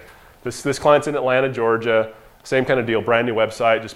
This is really one of the best results we've had where the thing just took off. Phone calls went through the roof, traffic went through the roof. On a brand new website, this is not easy to do, but this is an interesting one because the first 2 months, the doctors were calling us up and just ripping us a new one. It's like, what's going on? We're paying you guys all this money and we're not getting any results. Like, doctor, it's a new website. Remember we said 3 to 6 months. He was not happy with us. We said, it's going in the right direction. Just be patient, right? The 3rd month, he's like, it's starting. He wasn't nearly as mad with us. He's like, it's starting to work a little bit. The 4th month, he didn't even call us. We called him. He's like, hey, how's it going? No return. Month 6, he finally said, this is awesome. You guys are. We were like his favorite people, right? But it just takes time. So I like to tell that story because it kind of illustrates you got to be a little bit patient on this stuff. But as long as the trending is looking good and we're heading in the right direction, that's important. It would have been nice if it went faster, but Atlanta is very competitive. So lest you think we're perfect and every client we have is a home run, they're not. So this is a client in Los Angeles, and what happened here was pretty interesting. So you can see the first 1, 2, 3, 4, 5 months, basically flat line. Maybe month 4 we had a little bit of a tick up, but it's nothing to write home about in terms of the phone calls. Wasn't so good. The traffic was kind of basically flat, was performing along, and so there were a couple things that happened with this client that were pretty interesting, and I like to tell this case study because it's kind of enlightening. So in August they had 79 phone calls, and before that, so if we go back. So historically, they were getting from April to July, the phone calls were between 60 and 80. They were getting between 7 and 10 new patients a month. So what we typically see with phone call tracking is between 5% and 15% of the phone calls are new patient calls. So if you just say an average of 10% to make the math easy, right? So if you had 70 phone calls, on average, we're looking at maybe 7 new patients. That's typical ballpark, right? That's where they were. It's right in the sweet spot that we see. In August, they called me up and said, Ian, we only got 4 new patients. What's going on? I don't know. Let's look at the data. And so we looked at the phone calls. We looked at the traffic. Said, it looks the same to me. Can I send you the traffic and see what you do? And so that's what we did. So we sent them the 79 phone calls. Well, they found that they actually had 12 calls that were new patient calls, but they only converted 4. Well, that's a problem. You should be converting 75, 85% of those new patient calls should eventually get into the office. Now, you might not get them from scheduling or insurance and compatibility or whatever, or maybe they're just not a good fit for what your type of practice you're looking for the right kind of patient fit. But in general, we see, you should be 3/4-ish or better of the new patient calls you should actually get into the office. That was interesting. So that was a training issue. They knew, okay, we got some issues with how we're answering the phone. They hired a consultant, and now they're working on that. That's okay. The thing that shocked me was the second bullet. They had 27, so 1/3 of their phone calls they didn't answer. They had no idea. At first, the staff flat out accused me of lying. And I said, doctor, I promise you I'm not lying. I'm not making up the data. Let me send you the spreadsheet. And so they did, and they went back and checked a bunch of the numbers they didn't recognize. Oh yeah, sure enough, that was a new patient who called us. And that's how they figured out they had 12 patient calls, but only got 4. And so, Those calls during business hours? some were not. So and I'll get to that in just a second. Good question though. So this prompted me to think, wow, what's going on here? I wonder how many of our clients are having similar issues, because they were shocked that a third of their calls they didn't answer. They didn't think they were getting that many calls. And so what we did was, so I looked at 12, I picked out 12 of our SEO clients randomly, looked at 6 months of data for each client. So 72 months was about 5,500 phone calls, and crunched it all in a spreadsheet, and it was between 20 and 25% of the phone calls total were not answered. That's a lot. That's a lot. If you're an appointment-based business like you are and we are to a lesser degree, that's an important thing to answer the phone. And so, yeah, we looked at the times and we said, okay, how many of these were after hours, during lunch, on the weekends, whatever. And it was kind of a mixed bag. It was all over the map. You know, there were people calling at different times, different hours. A lot of times it was during office hours and they just maybe didn't answer the phone, or maybe they're out at lunch and didn't staff over lunch. Maybe they didn't have an answering service. So what we started telling people was, well, maybe you want to get an answering service, maybe you want to staff over lunch, you know, but do something, have somebody answering the phone, because answering services are not terribly expensive, and $200-300 a month, something like that. But man, if you can get even a couple more patient appointments by just answering the phone all the time, that's a good return on your money. So that was something that was pretty interesting, and yeah, wow, that was a problem. So as a result of that, what we did was we developed this dashboard, and so we built this real-time reporting dashboard, because it's one thing at the end of the month if you say, okay, I got this many phone calls and this many patients, that's nice. But if I miss 27 phone calls, that information is interesting, but totally useless at the end of the month. I need to know it today. I need to know it now, right?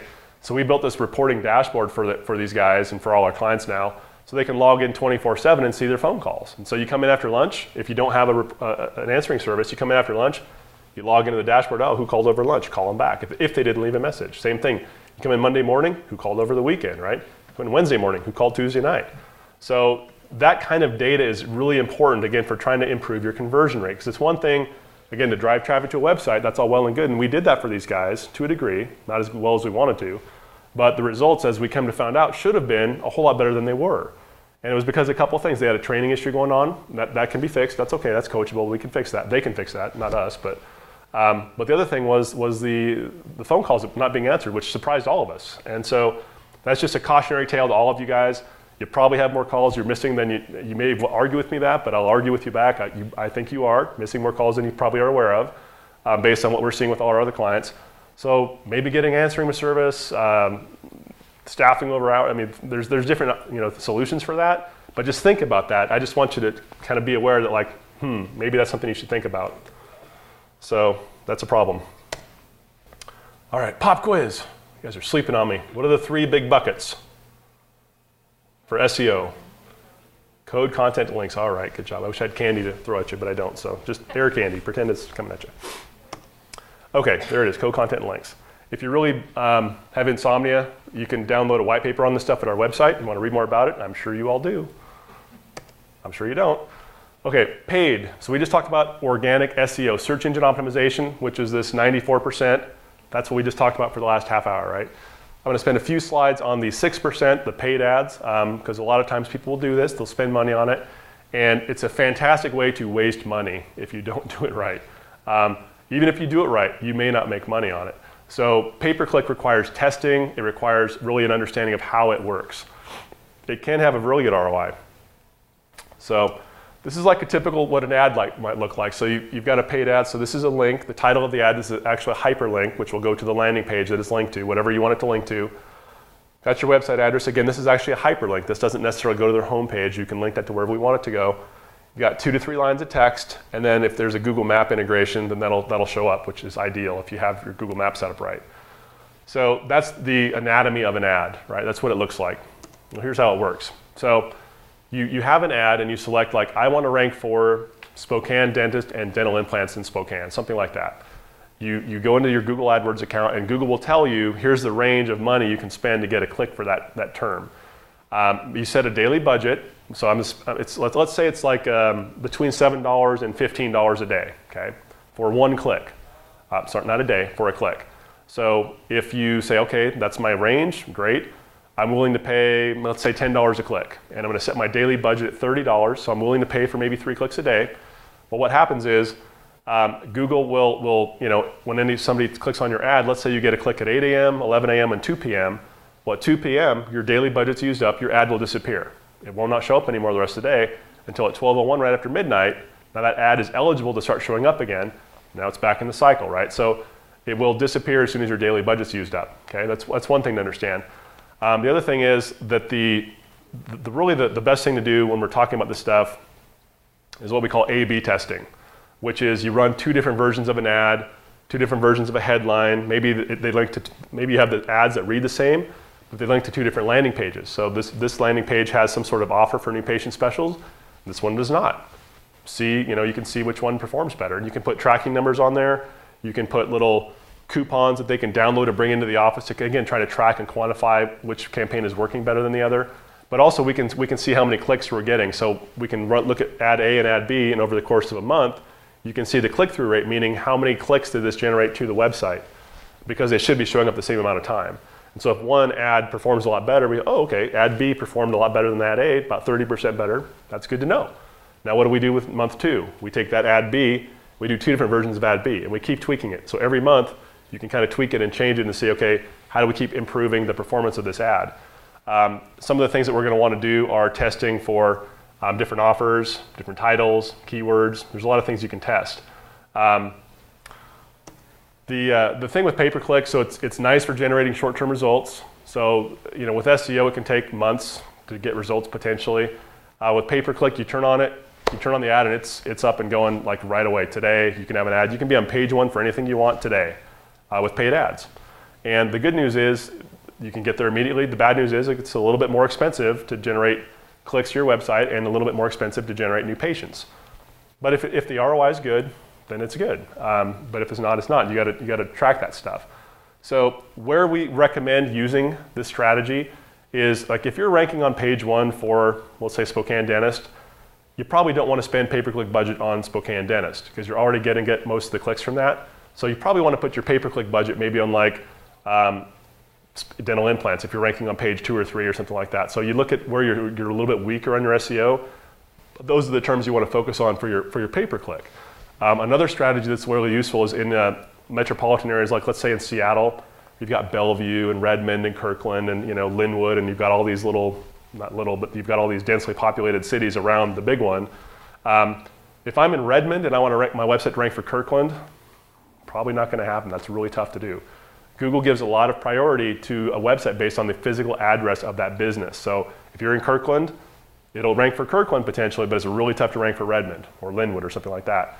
So what you want to do then in that case, if you want to rank, and this happens a lot, like let's say my dental office is right here, I'm literally a quarter mile from the border from the next city. But because of my physical address, I'm not going to rank worth beans most of the time. Now, there's a potential on Google Plus local block to do that, and I don't want to get into that's a whole separate topic.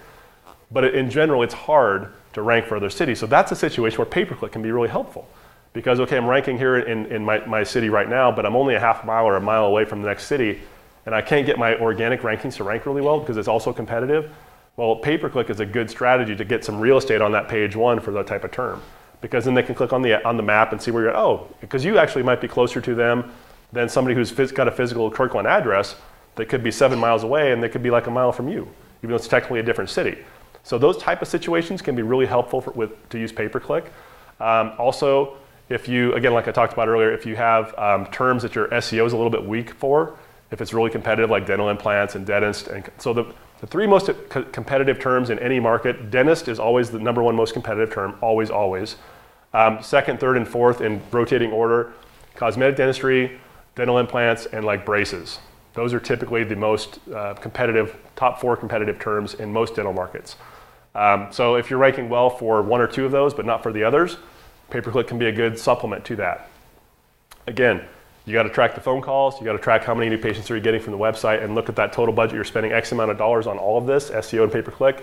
What am I getting for my result? Now you can talk about ROI. The ADA says, average patient to a GP is worth about $800 to $900 a year on average. Some docs will say, oh, I'm more like $1,200. Awesome. Some will say I'm lower than that. But it's a blended average. $800 to $900 is the range.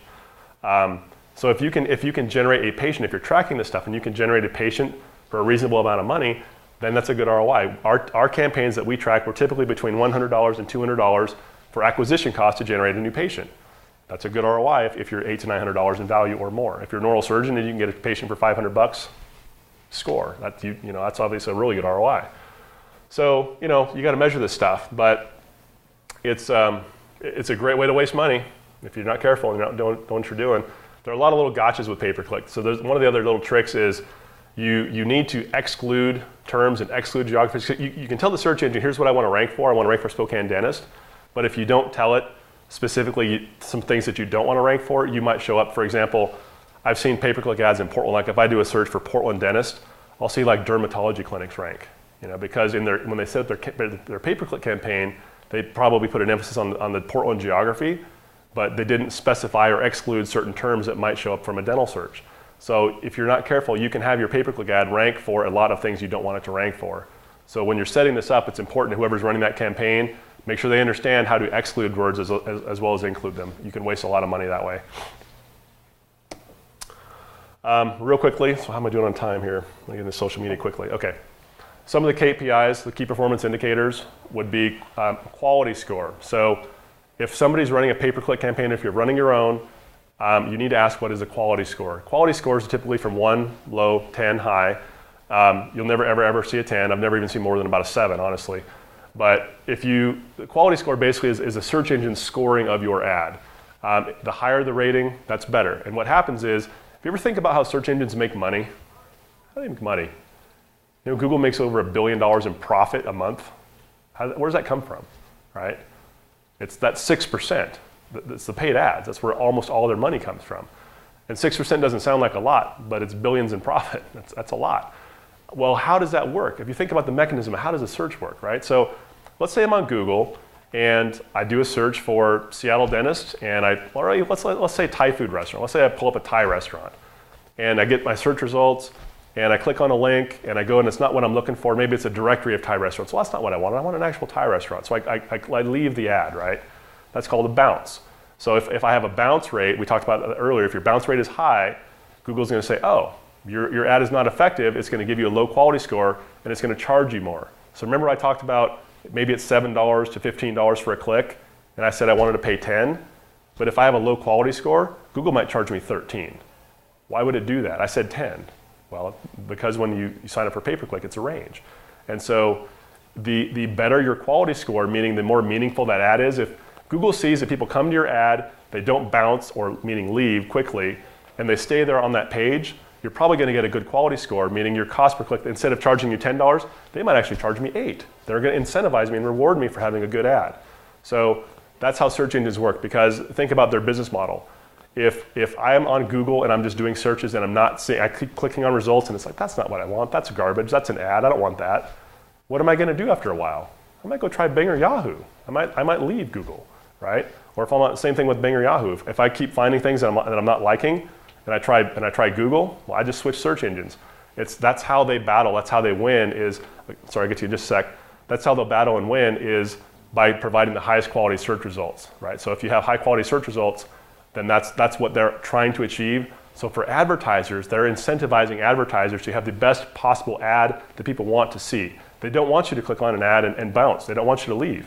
And so that's why the ads that perform well, they actually charge those guys less. They say, advertise more with us. Here, we'll give you a lower cost per click. The guys who have bad ads, who have high bounce rates, we'll jack their price up and discourage them from advertising with us, or at least send the message, improve your ad, turkey. Question?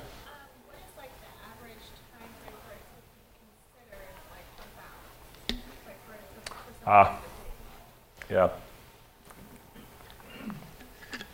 So the question was, what is the average time to be considered a bounce? Like how quickly, how many seconds is that? We don't know. There's different blogs and forums we've read it. Some are saying between 2 to 3 seconds, some are as high as 5 seconds.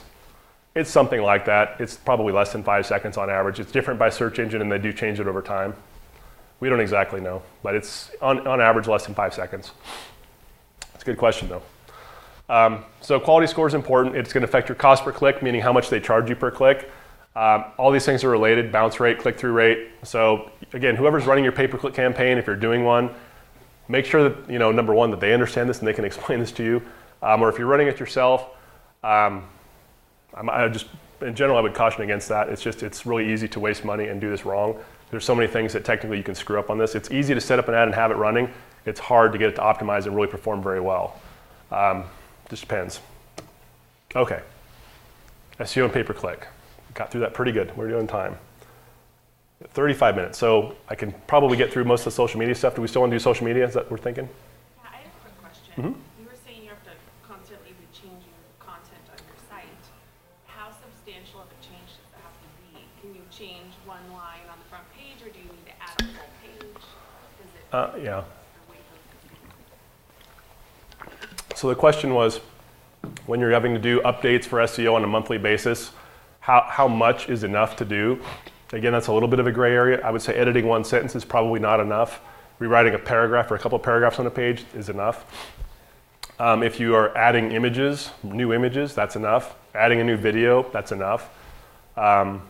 Search engines like unique content. So if it has unique, it's like if you have stock photos, this is another disadvantage of stock photos, is they're shared across other websites. So again, it's duplicate content. It's not useful for SEO. If you have your actual photos, even if they're a bad photo, that's a problem for people, but search engines even like bad photos. They don't care. They just like unique photos. So if you name it, the JPEG file or whatever your file is, if you name it with keywords, search engines will like that. Just make sure it's a good photo so people will like it, right? You gotta do both. So it's something in that, but probably at least a paragraph if you're talking text. Otherwise, simply the addition. Yep. About once a month. Okay, let's do some social media here since that seemed to get more hands. Got about a half hour, so we're looking good. Okay. So what's interesting about social media is, there's a tremendous amount of buzz and hype around it in general, and rightly so, I think, to a degree. It generates a ton of traffic, right? About a quarter of all internet traffic now is from social media. Just something that didn't exist 10 years ago, really, in any real form, now is a quarter of the internet. It's kind of amazing. So the reason there's a lot of hype about it, and like when Facebook had its IPO and was overvalued, and probably still is overvalued, it was because of the potential, right? Wow, look at all these eyeballs. Do you remember when Amazon came out? They didn't make money for years. And there were naysayers and the analysts and Wall Street, these guys will never make money. This is just good money after bad. And there was a lot of negative press on Amazon for the first 3-4 years they were in business. And look at them now, right?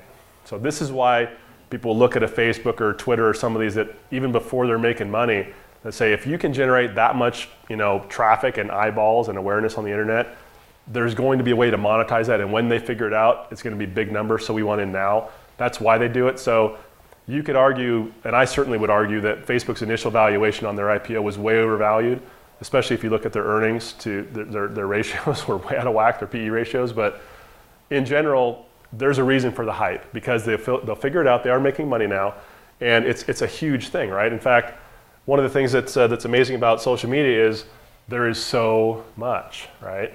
This slide is actually about a year old. Actually, it's about 2 years old now. And I mean, what do you think when you see that slide? These are different social media companies. 2 years from now, most of these may not even exist, and there'll be a whole new slew that do exist, right? So it's kind of crazy. Like, how do you determine what to do? Everybody knows about Facebook and Twitter and the big ones, but there are literally hundreds of social media platforms. Which ones should you use? What's a waste of your time? What's a good use of your time? What I want to try to cover in this section are try to answer those questions. In our opinion and in our experience, the things that tend to work the best for dental offices, because that's what we do, is that's our expertise. I'm not going to talk about how Nike should use social media. I have no clue. That's not what I do. I do dental. So we're going to talk about dental specifically, what you guys should do and what works. So we'll start with Facebook because they're kind of like the Google. They're kind of the big gorilla. They get most traffic. Who has a Facebook account? Probably most everyone, right? Pretty typical, not surprising. So we're going to we'll do a little Q&A here and test your Facebook knowledge, okay? And again, I have nothing to give you, but other my gratitude. So this is a typical Facebook page, right? You've kind of got your big banner across the top, and you can customize this and do it whatever you want. It has your likes, and it's got your, for those who aren't familiar with the Facebook page layout, you can have your contact information and phone number. There's actually a lot you can do. You can add a lot of these custom buttons. You can put videos on Facebook. You can have coupons and offers. You can do appointment scheduling. Like if you're using a service like Smile Reminder or something like that, they've got really nice integrations with Facebook, and I would recommend them. I'm not paid by them, but I think that's a good service. So they have like appointment request scheduling you can do through your Facebook page. Cool stuff. Facebook can be super utilitarian, very useful. Typically, what you're wanting to do are posts, and so we do a lot of posting for clients that are kind of oral health related. Boring. So it doesn't get a ton of engagement, right? What we see is like if we can do the educational oral health type stuff, but the office does the personal stuff, your post will outperform ours at least 10 to 1, almost every time. So when you do posts, I don't care what it is, just anything personal, like if it's Bob's birthday or doctor's birthday or whoever's birthday, right? And you're get out your Instagram, do a little 15-second video, slap it on Facebook, you'll get like 50 likes and engagement through the roof, right? And now what does that matter? Why do I care about getting likes in Facebook and engagement? Well, there's a lot of data, a lot of studies that have been shown that if people like your page, they're more likely to recommend your business. If people like your comments, they're more likely to retain. Now, again, this is the part of marketing that's a little bit fuzzy, I'll admit. It's a little bit hard to quantify and measure results, but believe me, there are people trying their darndest, because if you can really prove the value of a social media platform, they know what's going to happen if they can prove it, right? They're going to get investment through the roof. They're going to be the next Google pay-per-click. They're going to be the next $1 billion profit a month. So there's a tremendous amount of research and attention going into trying to quantify the results from social media. They'll eventually get better and better at it, and they are getting better at it. But in general, those are the things we know. If people will like your page, they're more likely to recommend you. And if they like your comments and engage with you on your fun and personalized posts, they're more likely to retain and stay your patients. That much we know. Can't give you exact numbers, but in general, those are true trends. That's why we think it's worth it to spend a little bit of your time on Facebook. Not a lot. Pop quiz, here we go. How many active users do we have on Facebook now? Any ideas? Guesses? 1 million, right? Haha. 500 million? Something like that? How about 1 billion? 1/7 of the planet uses Facebook. And half of those people are on any given day are on Facebook. So you've got 500 million people or more every day on Facebook. That's a lot of people, right? That's a lot of eyeballs. That's why there's a lot of hype around these guys. And rightly so. I mean, that's a tremendous result for any website. The average user on Facebook has how many friends? This is always an interesting one because you always default to somebody. Like my sister-in-law, what is Corey? She's like 25 or 26. She's right in that sweet spot, right? She's got like 7 zillion friends. She's on it freaking constantly. And so she's one of those who skews the numbers high. I'm one of those, I'm on Facebook twice a week, maybe. I'm on there for 10 minutes, maybe. So I skew it low. But what do you think? How many average? 200, 1,000, 50? Actually about 130. Because you get a lot of people who sign up and don't do much, right? But the active users, active just means you log in like once every blue moon. That's how they kind of pad their numbers and make them look, but like really active users is still, it's well over half of them. So people who are really active, they're the ones who are jacking it up that have hundreds. Those that are not so active, they're probably like 7 or 10 friends. People like me where I never friend anybody, but people from high school that I don't remember from 20 years ago say, hey, Ian, who are you again? Sure, I don't have a great memory, so that's my fault. Okay, the average user visits Facebook how many times per month? How many times are they logging in per month, right? I gave you a little bit of a clue earlier. 25? 400? 40. So a little over once a day is the average. Again, there are power users that are blowing that away, and there are people like me that are maybe 5 or 10 a month. This is a fun one. Oh yeah. The big time sink. How many hours per month on average? Again, the average is the key. 200. That's a lot. It's a lot still. It's almost 16 hours a month. That's a chunk of time to be on one website. That's a lot of time. That's one of the highest on the planet is Facebook, and we'll get to one of the other ones later. Okay, so we talked to this bullet a little bit earlier, but again, there's a lot of studies that have been done and are ongoing to try to quantify this stuff, but one study showed that 56% of the people who like your page are likely to refer you, right? So, and this is true across many social media platforms. Google Plus, it's the +1. Facebook, it's the like. Different social media platforms have different ways where they measure engagement. But in general, that's the message is, If you can get them to engage, they're more likely to stay with you, more likely to refer to you. In general, that's true. How much time should you spend on this? Not a lot, right? Not a lot. If you enjoy it and it's recreation, cool, go for it, But if professionally, do a few posts a month at least, make them personal, make them fun, and they don't have to be anything about dentistry. If you want to do something dentistry related, cool, that's great. But honestly, the things that they want to see are just your personality. They want to see if it's somebody's birthday. They want to see, like maybe if you've got a patient that just got their braces off and they got great teeth, and you get the parents' approval and you get the okay to post them on the internet kind of a thing. Stuff like that's cool, right? Anything that's fun, shows personality, shows engagement. Maybe you're all doctor and the staff and you went and volunteered at a dental event in town or something like that. But anything that's like other than just like the normal day-to-day doing your job, anything else, it's going to engage people. It doesn't take much time. Again, smartphone, take a photo, open up your Facebook app. I mean, literally in less than a minute, you can post stuff. It does not take much time. And it's free. We like free marketing. Does it help with search optimization? Sort of. How's that for a non-answer? The question was, if you're active on Facebook, does that help with your search engine optimization? Not much. It depends on what you're doing. So there are things you can do on Facebook that might generate a lot of traffic more commercially. That can be helpful, but there are a lot of things to understand behind the scenes. So one of the things is Facebook and Google hate each other. They don't like each other. They don't play nice together. Facebook will not let Google index their website. So we talked about indexing websites where it crawls it. Facebook says, hey, Google, you can't look at our website. Our content's off limits for you. So Google, in response, they'll rank Facebook pages. So like if I type in, Smith Family Dentistry and he's got a Facebook page, it'll show up in a Google result. So, but just because Smith is active doesn't mean Google's going to show it any higher. So it's a little bit. Now, if you're on Google Plus, which we'll get to, that's a totally different animal. There's big benefit for being active on Google Plus because it's Google. So that's a little bit of a conniving way to get engagement on your social media platform, but that's what they're doing. Another thing about Facebook is people say, well, I don't know if my target demographic, Facebook's really for kids, and that was true a long time ago. So this is the demographic of what the users are, and I've blown it up here so you can actually see it a little bit better. So if you look at this, if you kind of do the math here, so this is about a little over 50% are 34 and over, but it's about over 45% are 35 and older. Almost half the users on Facebook are over 35 years old, right?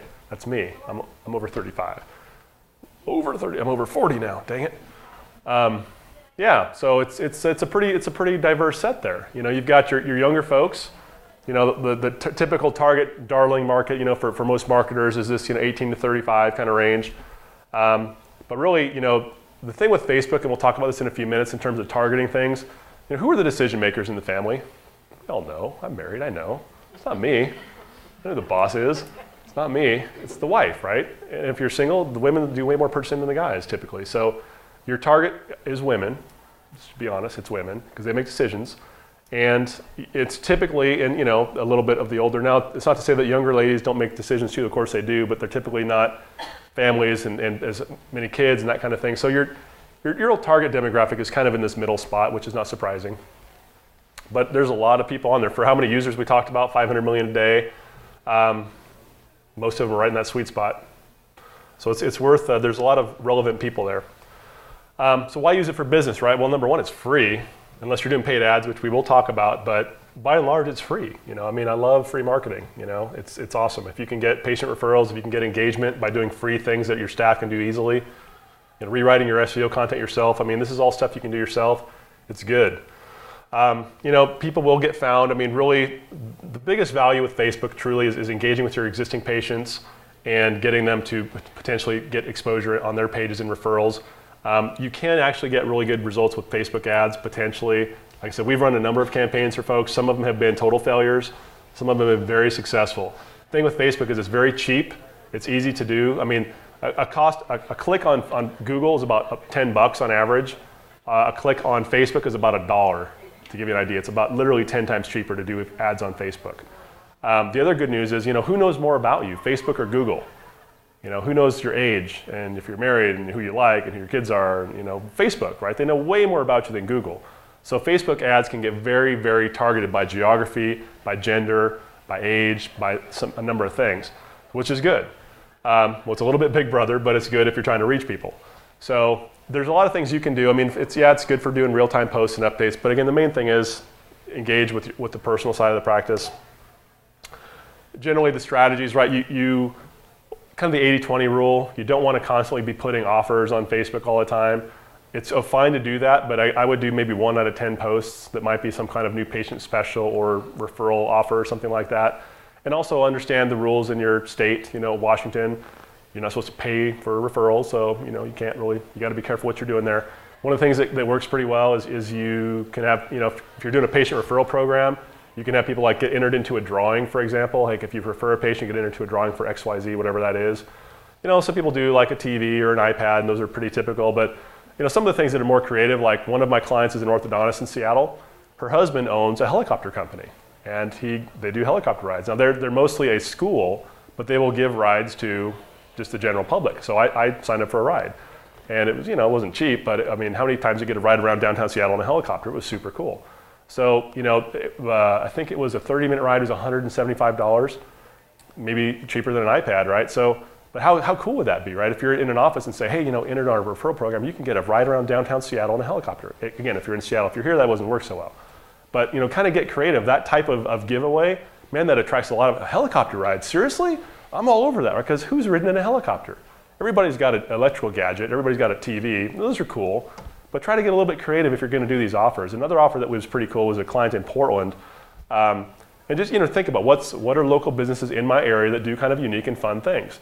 And if you can engage with them, they could turn into a pretty nice referral source to you, which is kind of a secondary benefit for promoting them as a giveaway, right? So there's a little double whammy there. But one of the things you can do, like this Portland dentist, we did a campaign for her where it was getting into a drawing for, it was like the Benson Hotel in downtown Portland. Anybody go to Portland? It's like the Benson is this really old, historic, really classy, cool hotel.